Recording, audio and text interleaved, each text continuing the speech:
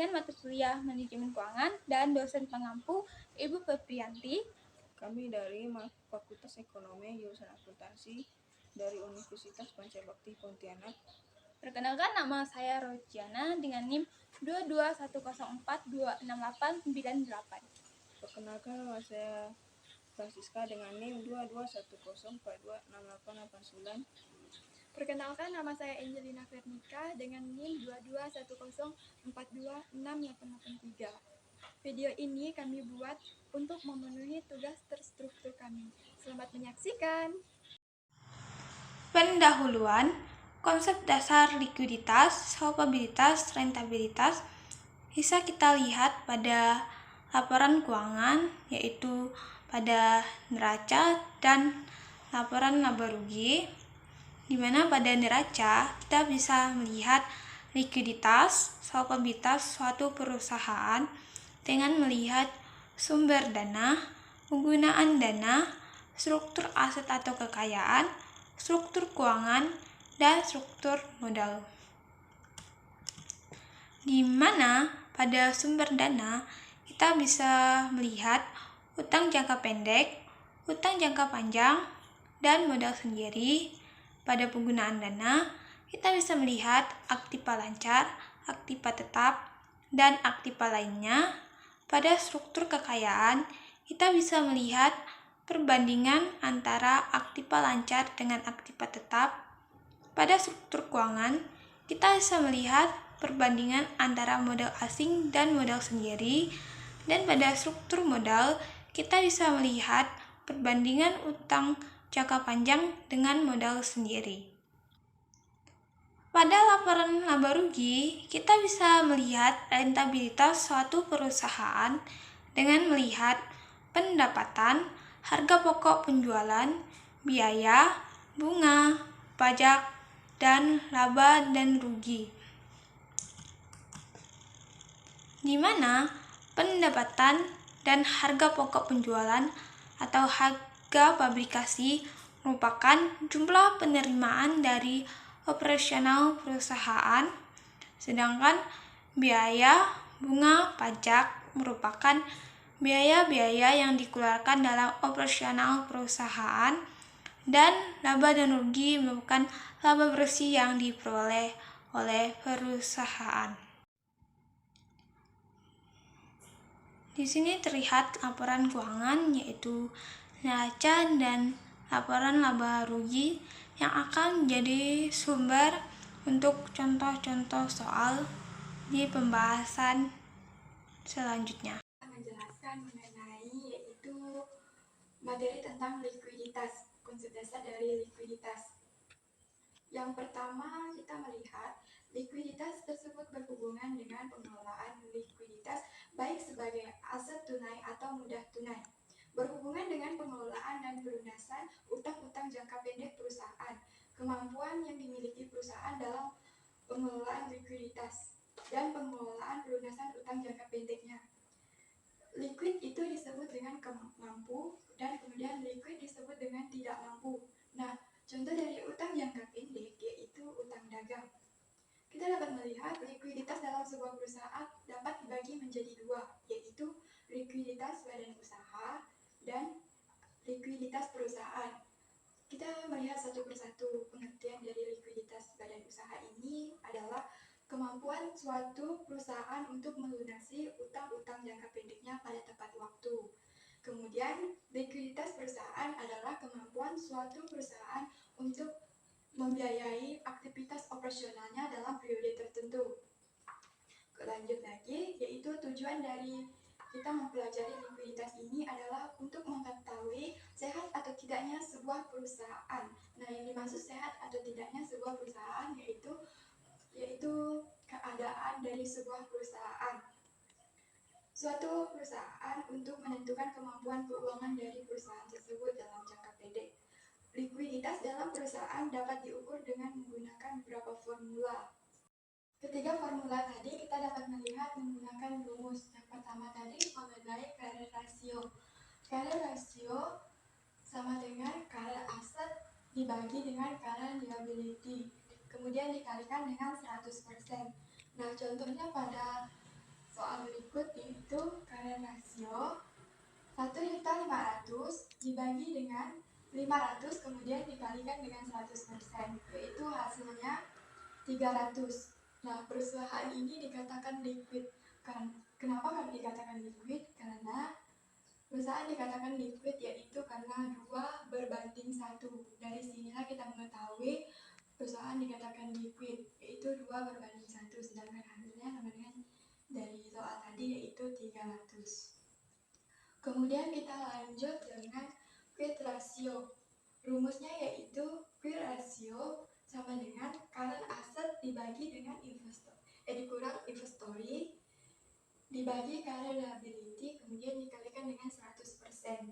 Nah, pada contohnya yaitu quit ratio 1.500.000 dikurangi dengan 500 kemudian dibagi 500.000 kemudian dikalikan dengan 100%, yaitu hasilnya 200%. Nah, perusahaan ini dikatakan liquid karena ukuran dari industrinya yaitu 1,5 berbanding dengan 1, sedangkan hasil dari contoh soal tadi yaitu 200%. Nah, kemudian kita lanjut dengan cash ratio. Cash ratio yaitu sama dengan rumusnya, cash ratio sama dengan cash asset dibagi dengan current liability kemudian dikali 100%. Cash ratio 50.000 dibagi dengan 500.000 kemudian dikali dengan 100%, yaitu hasilnya sama dengan 10%. Dengan posisi likuiditas suatu perusahaan dapat dikendalikan dengan beberapa usaha. Yang pertama, menaikkan jumlah aktiva dibagi harta lancar sementara. Posisi utang lancar adalah tetap. Langkah ini dapat diambil dengan menaikkan jumlah kas atau uang tunai, meningkatkan jumlah piutang, meningkatkan jumlah persediaan, meningkatkan jumlah kas piutang persediaan, tentu mempunyai pengaruh terhadap kebijaksanaan perusahaan. Konsekuensinya dan resikonya harus dapat diperhitungkan. Atau dengan menjual aktiva tetap dan hasilnya penjualan tersebut masuk ke dalam komponen harta lancar. Kemudian yang kedua, mengurangi jumlah utang lancar, di mana pengurangan utang lancar ini tidak sama besarnya dengan pengurangan yang terjadi pada harta lancar. Kemudian yang ketiga yaitu mengurangi jumlah harta lancar dengan harta secara bersama, sehingga pengurangan pada kedua komponen tidak menyebabkan perusahaan menjadi liquid. Konsep dasar solvabilitas. Konsep solvabilitas berhubungan dengan pengelolaan aset perusahaan dalam operasional jangka panjang dan jangka pendek, khususnya yang berkaitan dengan pelunasan kewajiban jangka pendek dan jangka panjang, kemampuan perusahaan melunasi kewajiban solvable, dan ketidakmampuan perusahaan melunasi kewajiban insolvable. Konsep solvabilitas dalam perusahaan ini akan berlaku pada saat perusahaan tidak beroperasi lagi, perusahaan dilikuidir atau bangkrut menurut keputusan pengadilan. Di sini ada faktor yang menyebabkan sebuah perusahaan dilikuidir, berhenti beroperasi atau ditutup, yaitu 1. Kehabisan bahan baku, 2. Salah urus atau mismanagement, 3. Terjadi konflik internal perusahaan. Contohnya seperti antara pemilik dengan pemilik, antara pemilik dan pimpinan, atau antara pimpinan dengan pekerja dan seterusnya. 4. Kalah dalam persaingan produk. 5. Bertentangan dengan kepentingan masyarakat dan undang-undang yang berlaku. Di sini ada rumus konsep dasar solvabilitas. Solvabilitas sama dengan total harta dibagi total hutang dikali 100%. Atau solvabilitas sama dengan modal sendiri dibagi total hutang dikali 100%. Contoh, pada data neraca PT Sentosa Jaya di atas dapat diperoleh data keuangan sebagai berikut. Jumlah seluruh harta 4 juta, jumlah hutang jangka pendek 500.000, jumlah hutang jangka panjang 1 juta, jumlah modal sendiri 2,5 juta. Dari data tersebut dapat dihitung tingkat solvabilitas perusahaan yang bersangkutan, yaitu dari keseluruhan harta solvabilitas sama dengan 4 juta dibagi 1,5 juta dikali 100% sama dengan 266%. Dari keseluruhan modal sendiri, solvabilitas sama dengan 2,5 juta dibagi 1,5 juta dikali 100% sama dengan 166%. Dari hasil perhitungan, bahwa perusahaan yang bersangkutan dapat dikatakan solvable karena dari komponen yang diperhitungkan, harta atau modal sendiri menunjukkan lebih besar dari jumlah utang. Dilihat dari keseluruhan harta, tingkat solvabilitas yang diperoleh sebesar 266% atau 2,66 jumlah harta berbanding 1 jumlah hutang. Demikian juga dilihat dari seluruhan modal sendiri, tingkat solvabilitas yang diperoleh sebesar 166% atau 1,66 jumlah modal sendiri berbanding 1 jumlah hutang. Kondisi inilah yang disebut solvable.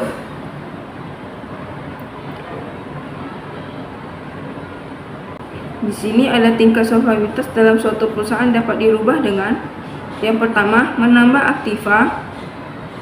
Contohnya seperti tanpa menambah utang atau menambah aktiva relatif lebih besar dari tambahan utang.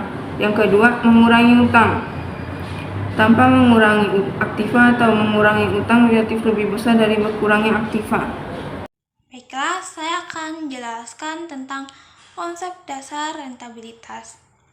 Konsep rentabilitas berhubungan dengan kemampuan perusahaan untuk menghasilkan laba dan keuntungan dalam periode tertentu atas modal usaha yang dimiliki oleh perusahaan. Rentabilitas adalah kemampuan suatu perusahaan untuk menghasilkan keuntungan atau laba selama periode tertentu dari segala harta yang dimiliki oleh perusahaan. Kebijaksanaan dalam penetapan berapa besarnya tingkat rentabel yang diinginkan tergantung pada keputusan manajemen perusahaan yang disesuaikan dengan keadaan penjualan, produksi, dan persaingan di pasar.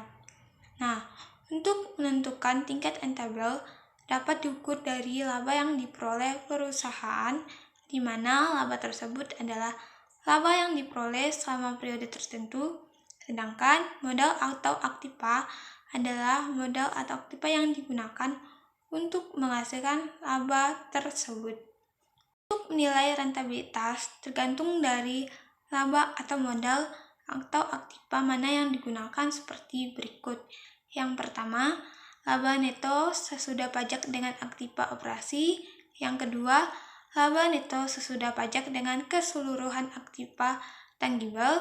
Yang ketiga, laba neto sesudah pajak dengan modal sendiri. Rentabilitas dapat dicari dengan rumus rentabilitas sama dengan laba dibagi modal atau aktiva dikali 100%.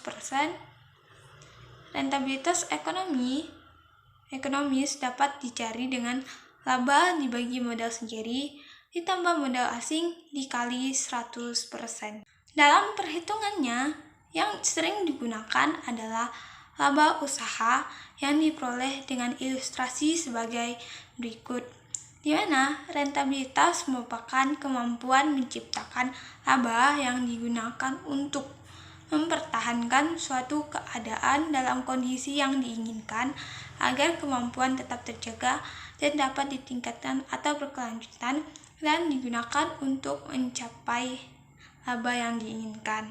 Nah, di sini laba usaha terdiri dari laba sebelum pajak atau NOI, EBIT, laba usaha sesudah pajak atau niat atau ayat yang digunakan untuk mencapai target laba yang digunakan untuk mempertahankan suatu keadaan dalam kondisi yang diinginkan agar kemampuan tetap terjaga dan dapat ditingkatkan atau berkelanjutan. Contoh, suatu perusahaan bekerja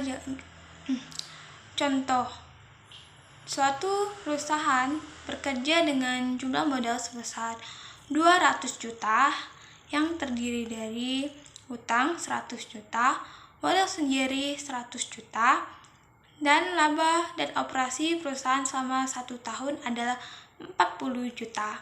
Berapa tingkat rentabilitas ekonomisnya?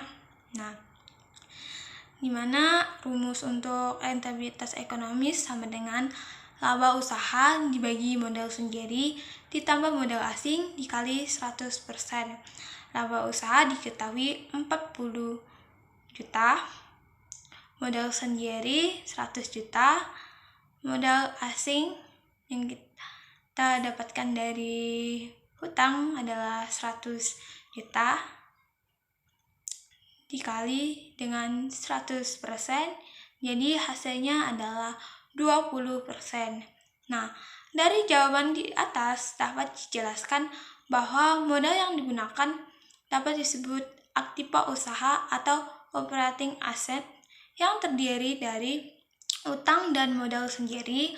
Utang yang dimaksud di sini dapat berupa utang jangka pendek maupun utang jangka panjang, atau disebut juga modal asing untuk menghasilkan tingkat laba yang diinginkan, yaitu sebesar 20%.